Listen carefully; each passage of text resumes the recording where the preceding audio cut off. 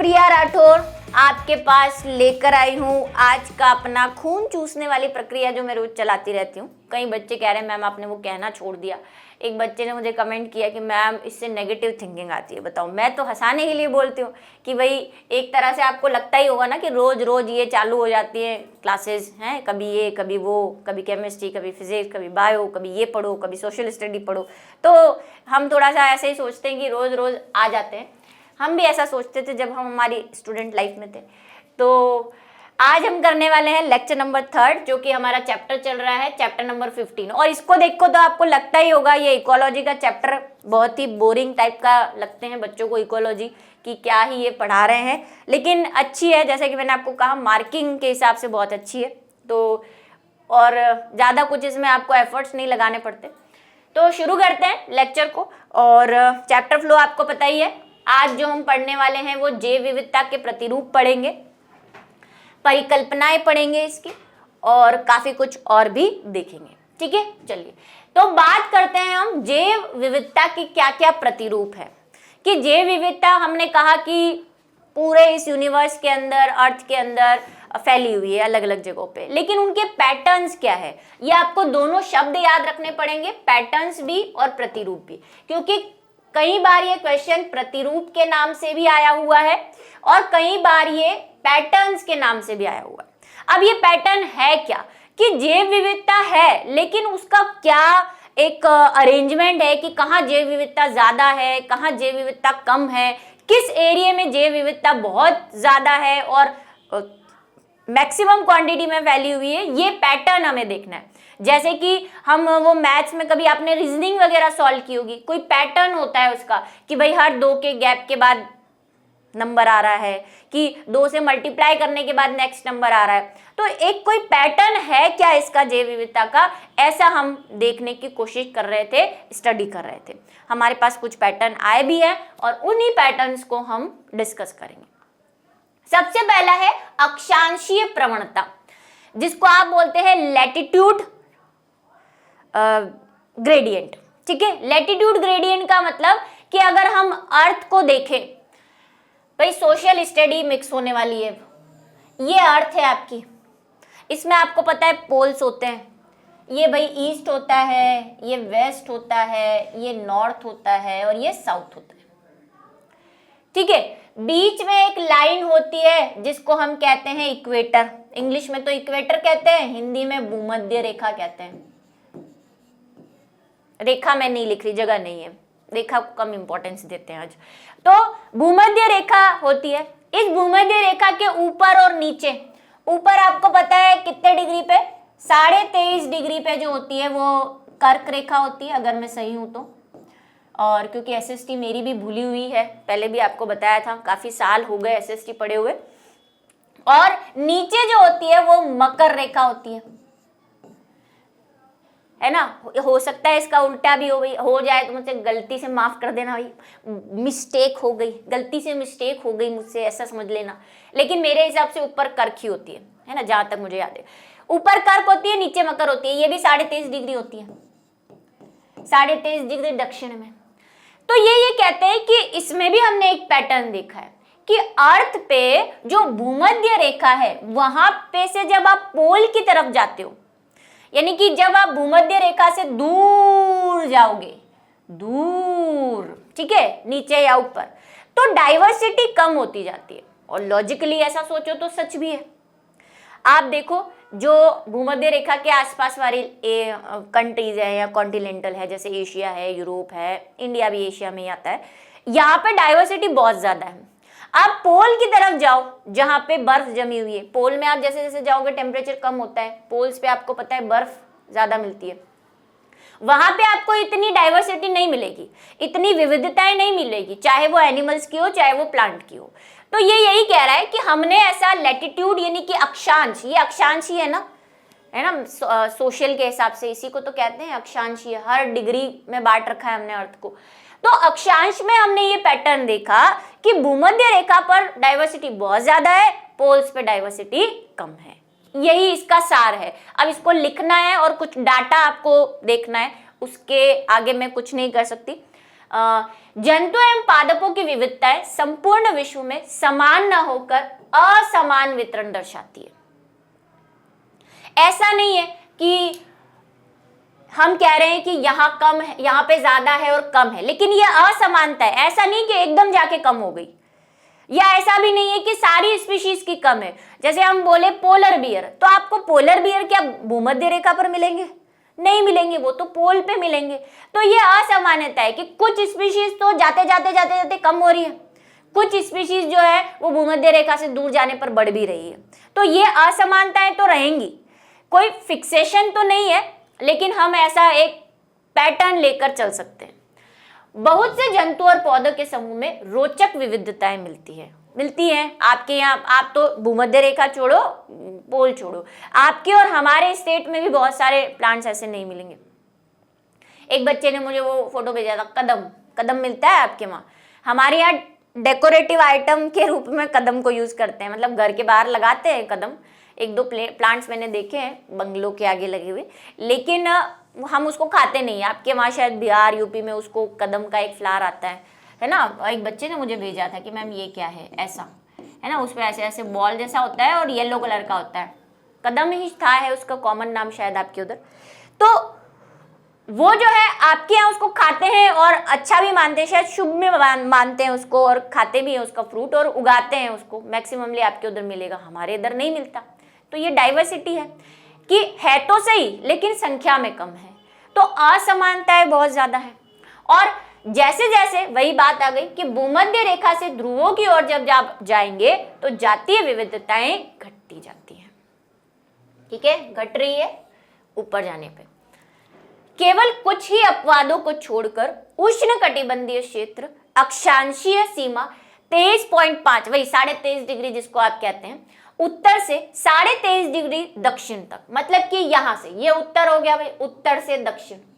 इस एरिया में तो आपको बहुत डाइवर्सिटी मिलेगी, भूमध्य रेखा और उसके आसपास का एरिया। लेकिन उसके आसपास का कितना एरिया? उसके आसपास का एरिया ये कर्क रेखा, मकर रेखा है ना। आपके इधर से तो पता नहीं, हमारे राजस्थान के तो बिल्कुल एकदम नीचे से जाती है कर्क रेखा, है ना। और वहां पे मैं रही हुई हूँ जहाँ से ये कर्क रेखा जाती है, ये जाती है बांसवाड़ा डूंगरपुर होके, और मैं बांसवाड़ा में रही हुई हूँ, तो इसलिए मुझे याद है शायद, इसीलिए अभी तक ये वाली बात, वरना तो जीके तो आपको पता ही है। जैसे मैं सर को बोलती हूँ, राहुल सर को, कि केमिस्ट्री वाष्पशील होती है।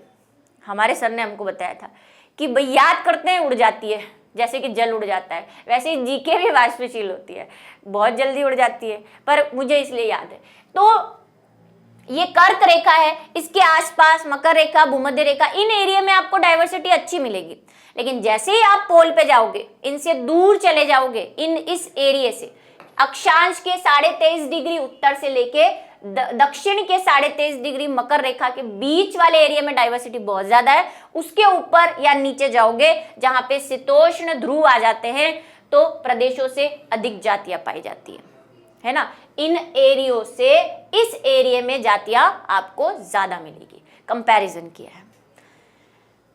भूमध्य रेखा के समीप स्थित कोलंबिया में 1400 पक्षी जातियां, हमारे पास प्रूफ है भाई, ऐसे ही उन्होंने क्या ठीक है बोल दिया भूमध्य रेखा पे, हमारे पास प्रूफ है, काउंटिंग जो इन्होंने की है। ये कह रहे हैं कि अगर हम कोलंबिया देखें, जो कि इन दोनों रेखाओं के बीच आता है, ठीक है, वहां पे 1400 पक्षी हैं, जबकि न्यूयॉर्क में सिर्फ 41 डिग्री उत्तर में है, और वहां पे जो है आपको कितने पक्षी मिल रहे हैं?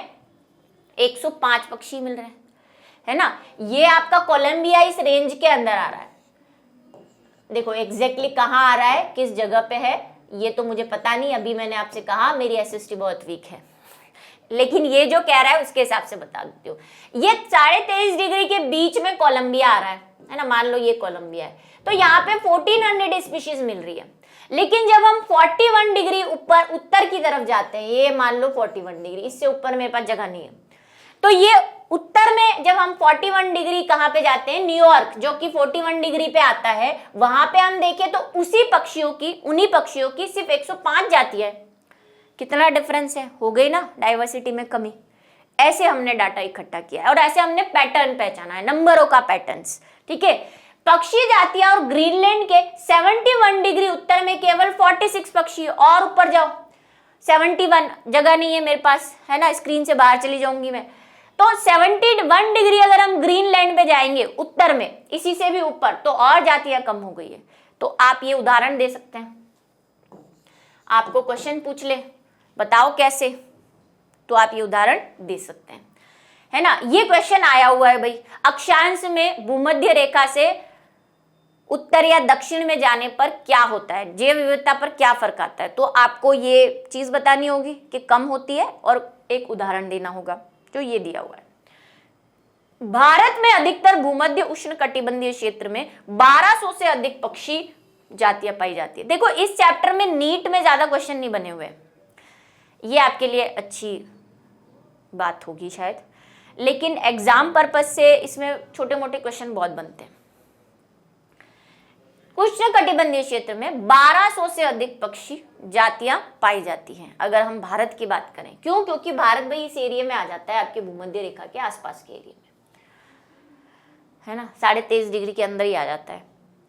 अभी मैंने कहा हमारे स्टेट से, मीन्स राजस्थान के कॉर्नर से जाती है कर्क रेखा, तो आता ही है 1200 से अधिक। दक्षिणी अमेरिका के अमेजोन, ये जो मैंने आपको शायद इस चैप्टर के स्टार्टिंग में कहा था कि अमेजन एक बहुत बड़ा एरिया है जहां पे कहते हैं कि डाइवर्सिटी का मेन सेंटर है वो।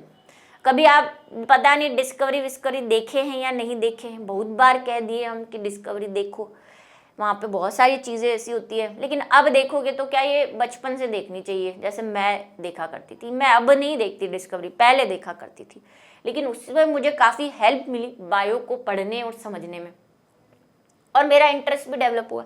तो अमेजोन की जो जंगल बताते हैं ना, नदियाँ जंगल, मतलब डेंजरस वाली बायोडाइवर्सिटी पाई जाती है। वो एक सीरियल जो मैंने आपको बोला था, मैन वर्सेस वाइल्ड, जिसमें मोदी जी भी गए थे, है ना, अभी जो उसका रिसेंट एक वर्जन आया था, हमारे प्रधानमंत्री जी वो भी गए थे।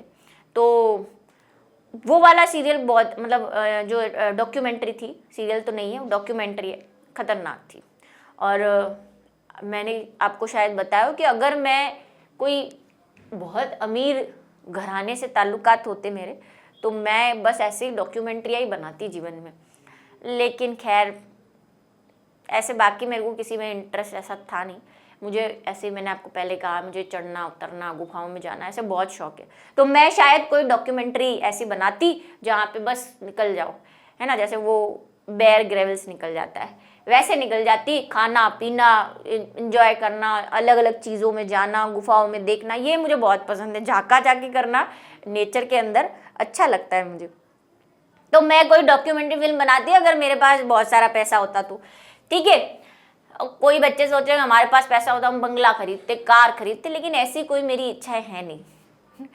दक्षिणी अमेरिका के अमेजोन उष्ण कटिबंधीय वर्षा वनों की जैव विविधता, एक और मेरा सपना है, मुझे अगर मेरे पास बहुत सारा पैसा होता, है ना, तो भाई डॉक्यूमेंट्री फिल्म बनाती, तो भाई मैं कहाँ कहाँ भटकती रहती। तो एक वैनिटी वैन जरूर खरीदती मैं ठीक है, जो काफ़ी करोड़ों रुपए की आती है, और अभी मेरे पास उतने पैसे हैं नहीं। जैव विविधता पृथ्वी पर सबसे अधिक है, यहाँ पर 40,000 पादप जातियां पाई जाती। देखो आप, ये इसीलिए मैं कह रही हूँ डेंजरस जगह है ये, टीवी में भी देखने में मजा आ जाता है इसको।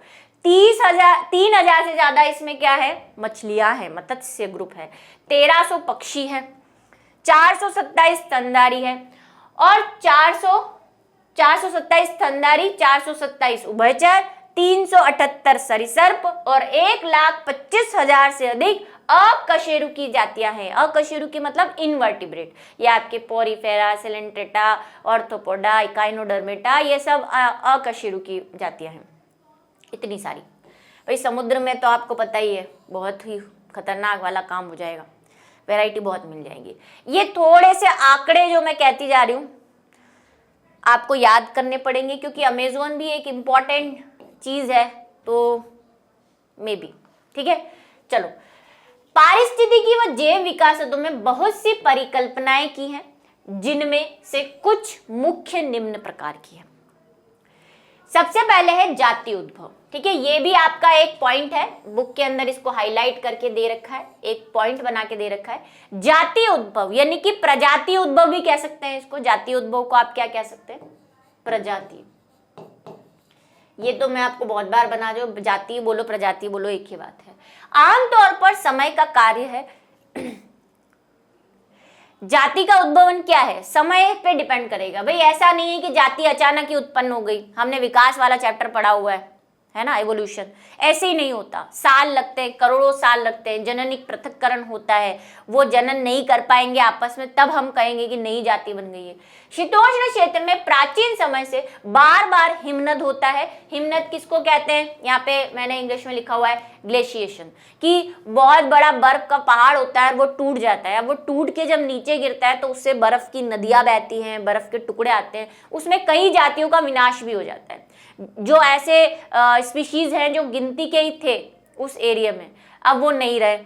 तो कई जातियां ऐसी है जो हम उसको ढूंढने से पहले ही समाप्त हो चुकी है, ऐसा भी है। और ऐसा एनसीईआरटी में एक लाइन में लिखा हुआ है, जब हमको अवेयरनेस के बारे में पढ़ाया जाएगा तब हमें लिखेंगे कि कई जातियां तो ऐसी है जिसको हमने ढूंढने से पहले ही बर्बाद कर दिया है अपनी हरकतों की वजह से।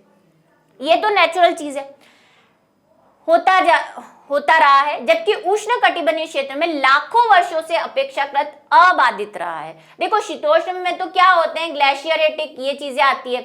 उष्ण कटिबंधीय में ऐसे कोई बर्फ का तूफान वगैरह ऐसी चीजें आ नहीं रही है, लेकिन हमारे यहाँ पे भी बाढ़ वगैरह आती है। बाढ़ में काफी चीजें जो हैं वो नुकसान हो जाती है, कई स्पीशीज बर्बाद हो जाती है, लेकिन उतना नहीं होता जितना कि इससे नुकसान हो रहा है। कभी किसी मूवीज वगैरह में आपने देखा हो कैसे वो पहाड़ जो है टूटते हैं बर्फ के, तो काफी उससे क्या होती है, स्पीशीज और एनिमल्स, प्लांट की कई जातियां जो है वो खत्म हो जाती है। उष्ण कटिबंधीय पर्यावरण शीतोष्ण पर्यावरण से भिन्न होता है ना। उष्ण कटिबंधीय में क्या होता है, जिसको हम ट्रॉपिकल रीजन कहते हैं, उसमें तो चेंज होता रहता है मौसम, सर्दी होती है, गर्मी होती है, फिर बारिश आ जाती है, तो मौसम में चेंजेस आते रहते हैं। कुछ ऐसे एरियाज है जहाँ पे ठंडा रहता है, लेकिन ऐसा नहीं है कि हमेशा ही ठंडा रहता है या हमेशा ही बर्फ रहती है, चेंज होता रहता है। ठीक है, लेकिन शीतोष्ण वाले एरिया में तो मैक्सिमम ध्रुवों की तरफ आप जाओगे तो बर्फ रहती है साल भर। सन जो है वो उनको बहुत कम देखने को मिलता है, सनलाइट आती ही कम है। तीसरा पॉइंट है, उष्ण कटिबंधीय क्षेत्रों में अधिक सौर ऊर्जा उपलब्ध होती है। जैसा कि मैंने कहा कि अधिकतर जो है मौसम खुला रहता है। सर्दी में भी ऐसा नहीं है कि सनलाइट नहीं आ रही है, बढ़िया सी सनलाइट आती है। बारिश में जरूर मौसम थोड़ा सा रहता है, लेकिन ऐसा भी नहीं है कि पूरी बारिश के 4 महीने सूरज ही नहीं निकल रहा। वहां देखो उधर आप ग्रीनलैंड, नीदरलैंड, जहाँ पे भाई साल भर बर्फ जमी रहती है। कुछ ऐसे एरिया भी है जहाँ पे 6 महीने सूरज निकलता है, 6 महीने सूरज ही नहीं निकलता, ऐसी जगहें भी हैं।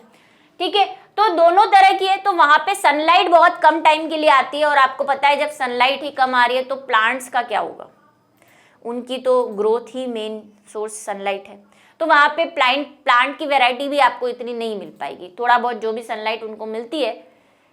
अब आप बोलेंगे कहाँ सनलाइट मिलती है? बेटा अगर आपको उजाला दिख रहा है ना, चाहे सूरज दिख भी रहा हो या नहीं दिख रहा हो, वो सनलाइट की वजह से ही है। अगर सनलाइट नहीं हो तो आपको अंधकार दिखेगा जैसा रात में दिखता है। तो वहां दिन तो होता ही है ना, सन होता है, बट उसकी लाइट इतनी इंटेंसिटी इतनी ज्यादा नहीं है कि आपको ऐसे धूप जैसा लगे। दिन हो रहा है, इट मीन्स कि वहां पे सन है। ठीक है, अधिक सौर ऊर्जा उपलब्ध होती है जिससे कि उत्पादन अधिक होता है, जिससे परोक्ष रूप से अधिक जैव विविधता आती है। भाई सोलर ऊर्जा अच्छे से मिल रही है तो पौधे अच्छे से उगेंगे, और हमें इसीलिए इस वाले एरिया में यानी उष्ण कटिबंधीय एरिया में क्या होती है, अच्छे से प्लांट की वैरायटी विविधताएं मिल पाती हैं। और प्लांट की विविधताएं होंगी, डाइवर्सिटी होंगी, तो ऑब्वियसली उनको खाने वाले उपभोक्ता की भी वैरायटी मिलेगी। जर्मनी के महान प्रकृतिविद व भौगोलिक शास्त्री अलेक्जेंडर, वैसे इनका जो पूरा नाम है वो हॉलमेट है, अलेक्जेंडर हॉलमेट है शायद पूरा नाम, हॉलमेट। ठीक है, उन्होंने क्या किया था, एक वही उन्होंने डाटा इकट्ठा किया और जंगलों में और अलग अलग जगहों पे अलग अलग बायोडाइवर्सिटीज एरिया में जाके उन्होंने एक परिकल्पना तैयार की है, एक ग्राफ बनाया है, जिस ग्राफ को आपको समझना है। ज़्यादा डिफिकल्ट नहीं है, सिंपल ही है, ठीक है। अलेक्जेंडर अमेरिका के जंगलों के गहन अन्वेषण, अन्वेषण का मतलब एनालिसिस करना, वही खोजबीन करना, के समय दर्शाया कि कुछ सीमा तक किसी क्षेत्र की जातीय समृद्धि अन्वेषण क्षेत्र की सीमा बढ़ने के साथ बढ़ती है। ये लाइन आपको समझनी है और याद भी करनी है कि उन्होंने क्या लाइन दी थी। अब इसका मतलब समझो तो लाइन याद हो जाएगी। क्या कह रहा है वो याद करो। हमने कहा था कि ग्रोथ हमेशा चरघातांकी रूप से नहीं बदलती, हमेशा सिग्मोइड होती है। क्यों होती है? क्योंकि एक समय ऐसा होता है जब उस ऑर्गेनिज्म को अच्छे से सब कुछ मिल रहा होता है तो वो बहुत अच्छे से ग्रो करता है, लेकिन एक लिमिट आ जाती है जहां पे प्रकृति उसके हाथ जोड़ देती है, कहती है बस बहुत हो गया, तो उसकी ग्रोथ कम हो जाती है। यही ये कह रहे हैं, लेकिन शब्दों में थोड़ा सा हेरफेर। क्या कह रहे हैं कि कुछ सीमा तक, यहां से शुरू हो रहा है इनका स्टेटमेंट, कुछ सीमा तक किसी क्षेत्र की जातीय समृद्धि अन्वेषण क्षेत्र की सीमा बढ़ने तक। समृद्धि अन्वेषण का मतलब क्या है कि वहां पे जो रिसोर्सेज हैं, जो समृद्धि का मतलब क्या होता है? ग्रोथ करना, है ना। हम बोलते हैं ना समृद्धि करो, जीवन में ग्रोथ करो, खुशियां आए, ऐसा वाला मीनिंग होता है इमोशनली। अगर हम ले यहाँ पे भाई पेड़ पौधों को खुशियों से मतलब नहीं है, एनिमल्स को खुशियों से मतलब नहीं है, यहाँ पे हम बात करें ग्रोथ की, कि एक जो है उनकी जो ग्रोथ है वो एक सीमा तक ही बढ़ पाएगी। क्यों? क्योंकि वहां के जो रिसोर्सेस है एक लिमिट के बाद उनको रोक देंगे।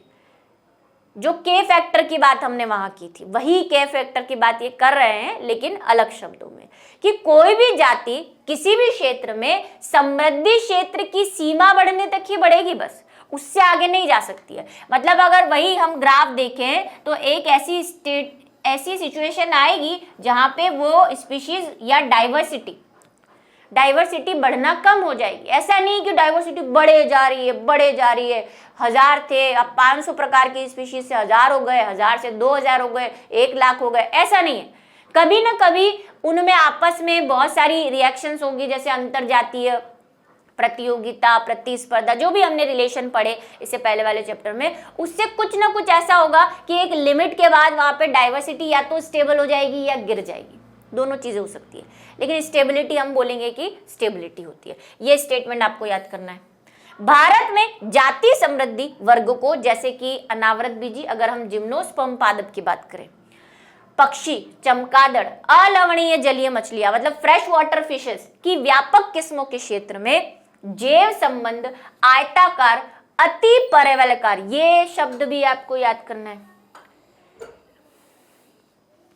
रेक्टेंगुलर हाइपरबोल, रेक्टेंगुलर हाइपरबोल क्या है? ये ग्राफ का जो शेप है, अभी मैं आपको ग्राफ बना के दिखाऊंगी, उस ग्राफ के शेप को ये कह रहा है कि वो ग्राफ का जो इन्होंने ग्राफ बनाया अपने डाटा को इकट्ठा करके, उसका जो स्लोप आया, जो उसकी ढलान आई और जो शेप आया, उसे हमने कहा आयताकार अति परवलय, रेक्टेंगुलर हाइपरबोल। हाइपरबोल क्योंकि बहुत ज्यादा टिल्ट है वो ग्राफ, ये जो मैंने बनाया है वैसा ही है कुछ, अभी मैं आपको बताती हूँ। किस पे बनाया था उन्होंने? इन सब जातियों पे, कि भारत वास्तव में अगर हम देखें तो ये जातियों का जब हमने स्लोप बनाया तो वो हमें आयताकार अति परवलयकार मिला। ये आप क्वेश्चन पूछ सकते हैं, कैसा शेप होता है ग्राफ का। देखें उस ग्राफ को और उस ग्राफ के बारे में डिस्कस भी करते हैं अभी। लघुगणक पैमाने पर यह संबंध एक सीधी रेखा दर्शाता है। पहले इसको पढ़ लो, मैं समझा रही हूँ क्या चीज है ये, जो कि निम्न समीकरण द्वारा प्रदर्शित है। ये समीकरण आपको एज इट इज याद करना है, इसमें समझने जैसी कोई चीज नहीं है, क्योंकि मैथमेटिकल कैलकुलेशन है जो उन्होंने की थी। आपको कोई मैथमेटिकल कैलकुलेशन नहीं करनी है, न ही इस पे कोई सवाल आता है, न्यूमेरिकल नहीं आते, ठीक है। बस एज इट इज इस रिएक्शन, इसको जो यहाँ पे आपके है उसको लर्न कर लो। लॉग एस का मतलब वही समृद्धि, अन्वेषण, वृद्धि। लॉग सी, ठीक है, Z log A। अब ये सब है क्या, यहाँ पे लिख दिया है मैंने। जैसे S जो है वो जातीय समृद्धि है, ठीक है, उसके बाद A जो है वो एरिया है, Z जो है वो रेखीय ढाल है, जो स्लोप आएगा आपका ग्राफ का वो है, जिसको समयाक्षण गुणांक, रिग्रेशन कोफिशिएंट भी कहते हैं।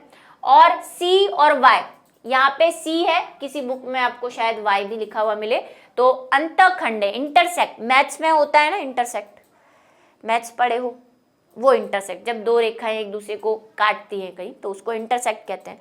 तो ये भी हो सकता है। अब इस ग्राफ को देखो, इन्होंने क्या दो आपको एनसीईआरटी में ग्राफ बना हुआ है, एक तो ऐसा ग्राफ है कुछ ऐसा, इस पे यहाँ पे लिखा हुआ है S equal to C A square, इसके लिए एक सीधा ऐसे लाइन लिखी हुई है, ये सीधी लाइन इसके लिए लिखी हुई है। ये ग्राफ कब है, जब हम किसके बीच में बनाते हैं, यहाँ पे हम जो है ग्रोथ ले लेते हैं, वृद्धि, और यहाँ पे कोई एरिया ले लेते हैं या क्षेत्र ले लेते हैं, कुछ भी ले लो, या जैव विविधता की बात कर लेते हैं, जैव विविधता, समृद्धि, ठीक है, ये ग्रोथ बता रहा है। अब पहले जब हमने सिर्फ संख्या का डाटा इकट्ठा किया, हमने इन द सेंस कि वो जो साइंटिस्ट थे उन्होंने, तो उनको ऐसा स्लोप क्या समझते हो, ढाल, ये ढाल है ना इसकी, तो ये ढाल ऐसी प्राप्त हुई। लेकिन उन्होंने जब इसका लॉग वैल्यू निकाली, अब लॉग वैल्यू कैसे निकालते हैं, मैथ्स वाले सब समझते होंगे, लॉग की, हर लॉग के नंबर की एक वैल्यू होती है, जैसे log 10 जो होता है वो 1 के बराबर होता है, ऐसे है ना, log 2 होता है, उसकी अलग वैल्यू होती है। तो यहाँ पे जब उन्होंने संख्या लिया और उसका लॉग निकाला तो उनको ये इक्वेशन आई है, कैसे आई, क्यों आई, हमें कोई इंटरेस्ट नहीं है, बस जो मिल रहा है सामने परोसा गया है उसको याद करना है, ठीक है, ये वैल्यू आई। तो जब इस लॉग का ग्राफ बनाया गया तो लॉग वाला ग्राफ कुछ ऐसा मिला। अब ये जो ग्राफ बना है ये कह रहा है कि लघु गुणक मतलब लॉग, ठीक है, लॉग पैमाने पर यह संबंध सीधी रेखा में मिला। तो ये जो सीधी रेखा वाला है ये क्या बता रहा है, ये log s बता रहा है। अब log s का पूरा फॉर्मूला लिखने के लिए मेरे पास यहाँ जगह नहीं है, यहाँ लिखा हुआ है, ये आपको यहाँ लिखना है। ये स्लोप जो है वो सीधा है, और ये जो ग्राफ हमें मिला है, इस ग्राफ को हमने क्या नाम दिया है, कहाँ लिख दूं, ऊपर लिख दूं, आयताकार अति परवलय। ये जो S वाला है ऊपर वाला, इसको कह रहे हैं आयताकार अति परवलय, ठीक है, नाम याद करना है आपको, ये इक्वेशन उनको पता चले। अब ये ग्राफ शो क्या कर रहा है, वैसे तो आपको एनसीईआरटी में कुछ नहीं समझाया हुआ है, लेकिन मैं आपको समझा देती हूँ। देखो ये क्या शो कर रहा है कि अगर हम ये इस Z वाली लाइन को देखें, ये Z क्या है, ये Z यहाँ पे स्लोप है, रेखीय ढाल है, ये जो स्लोप आपको मिल रहा है ये Z है, ठीक है। S हमने बता दिया, A जो है वो इंटरसेक्ट करेगा, कभी ना कभी जब ये दोनों मिलेंगे या दो जातियों की जब आप बात करेंगे तो एक दूसरे पे इंटरसेक्ट करेंगी कहीं ना कहीं, ठीक है। अब ये स्लोप में अगर मैं कोई एक पॉइंट ले लूं, कोई भी एक पॉइंट ले लूं, जैसे कि मैं यहाँ पे बात करती हूँ इस जगह पे, यहाँ से मैंने कहा कि यहाँ इस पॉइंट में मेरे को बायोडाइवर्सिटी देखनी है, तो ग्रोथ देखनी है, तो ये कुछ यहाँ मिलेगी।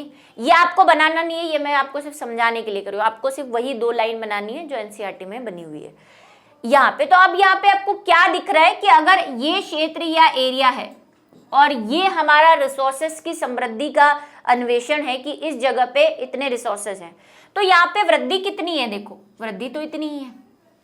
जैसे जैसे ढाल जो है वो नीचे की तरफ आएगा, जैसे जैसे ढाल नीचे की तरफ आएगा वैसे वैसे वृद्धि कम होती जाएगी।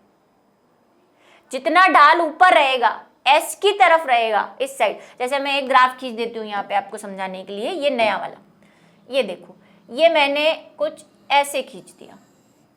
अब देखो इस ग्राफ में वृद्धि कितनी है, इतनी है, कम है ना, इधर जाएंगे तो वृद्धि बढ़ रही है, इधर तो कम हो रही है। तो जैसे जैसे स्लोप नीचे आएगा, रेखीय ग्राफ नीचे आएगा, आपकी वृद्धि की जो बायोडाइवर्सिटी की वृद्धि है, जो स्पीशीज की वृद्धि है वो कम होती जाएगी। ये ऊपर है, स्लोप इस साइड रहेगा तो वृद्धि ज्यादा रहेगी, और स्लोप नीचे रहेगा तो वृद्धि कम रहेगी, ठीक है। हम अगर मैच करेंगे दोनों चीजें, बस यही है, ये आपको चीज याद रखनी है, और वो ग्राफ बनाना है। ये वाली चीज आप ना बनाए, ये मैंने सिर्फ आपको समझाने के लिए बनाई थी, है ना, मैं इसको ऐसे ही छोड़ रही हूँ, लेकिन आप ध्यान रखिए इसका, ये आपको याद करना है कि क्या इक्वेशन आई थी लॉग में। पारिस्थितिकी वैज्ञानिकों ने बताया कि अब z की वैल्यू क्या आएगी। जब हम लॉग निकालेंगे तो z की हमें अलग अलग वैल्यू मिली, है ना, और वो वैल्यू कैसे मिली, क्यों मिली, ये हमें जानना नहीं है, हमें सिर्फ याद करना है कि z की हमें 2-3 प्रकार की वैल्यू हमारे सामने आई। एक तो आई है 0.01 से 0.2, ये है सबसे छोटी वैल्यू, जहां पे बायोडाइवर्सिटी कम है, छोटी है, ठीक है, छोटी वैल्यू है ये z की, 0.02 की परास में मिली, जहां पे बायोडाइवर्सिटी बहुत कम है। ऐसे एरिया जहां पे नहीं मिलते ज़्यादा स्पीशीज, जैसे अगर हम बात कर ले, हमने कहा ग्रीनलैंड में 49 प्रकार के पक्षियों की ही जातियाँ है, तो वहाँ पे बायोडाइवर्सिटी कम होगी, तो वहाँ पे z की वैल्यू 0.1 से 0.2 की तरफ आएगी, ठीक है। भले ही वर्गीय समूह अथवा क्षेत्र जैसे कि ब्रिटेन के पादप, कैलिफोर्निया के पक्षी और न्यूयॉर्क के मोलस्का कुछ भी हो, इन एरियो में, ये एरिया है, इनकी z वैल्यू कितनी है, 0.1 से 0.2 के बीच में है।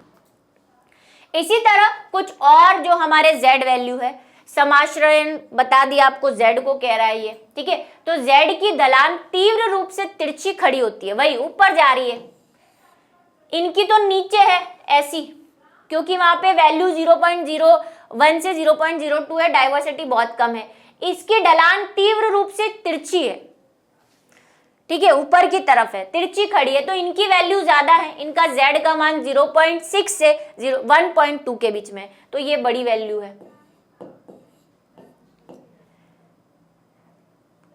और भी कुछ आपको 1-2 क्षेत्र दे रखे हैं, जिसमें आपको दिया है कि वहां पे जो वैल्यू होती है वो 1.5 के पास होती है, जिसमें आपको फ्रूट बॉडीज, फ्रूटी जो प्लांट्स होते हैं, है ना, फलनकाय वाले,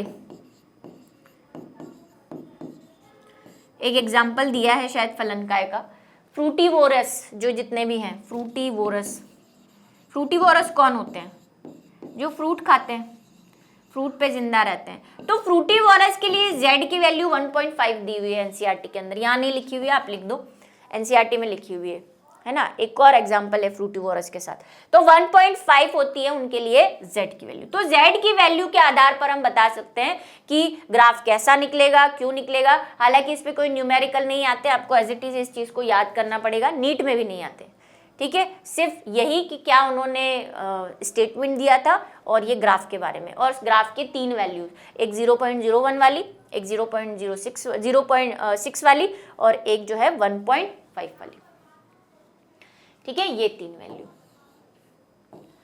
ये छोटी है, ये बड़ी है और ये सबसे बड़ी है, कुछ एक एरियो के लिए, ठीक। तो यही था आज का लेक्चर, और इसके साथ आज की क्लास को समाप्त करते हैं।